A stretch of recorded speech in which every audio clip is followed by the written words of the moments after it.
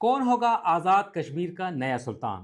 چودھری انوار الحق کی حکومت کو اب چلتا کیا جا رہا ہے۔ اس کے لیے پیپلز پارٹی اور پاکستان مسلم لیگ نون نے سر جوڑ لیے ہیں۔ 53 ارکان کی AJ اسمبلی کے لیے کیا صورتحال ہوگی؟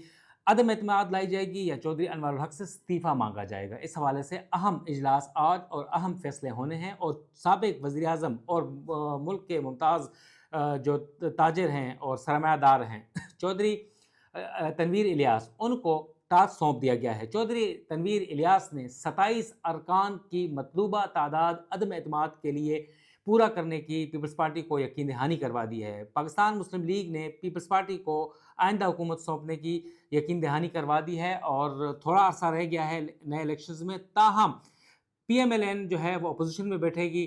آج اہم اجلاس ہے، اب دیکھنا ہے چودھری انوار الحق مستعفی ہوتے ہیں یا عدم اعتماد کا سامنا کریں گے۔ تاہم یہ بات اب سامنے ہو چکی ہے، روز روشن کی طرح عیاں ہو چکی ہے کہ وزیر اعظم آزاد کشمیر چودھری انوار الحق جو ہیں وہ حالیہ جو وائلنٹ پروٹیسٹ ہوئے ہیں AJ میں، اس کے ماسٹر مائنڈ قرار دیے گئے ہیں۔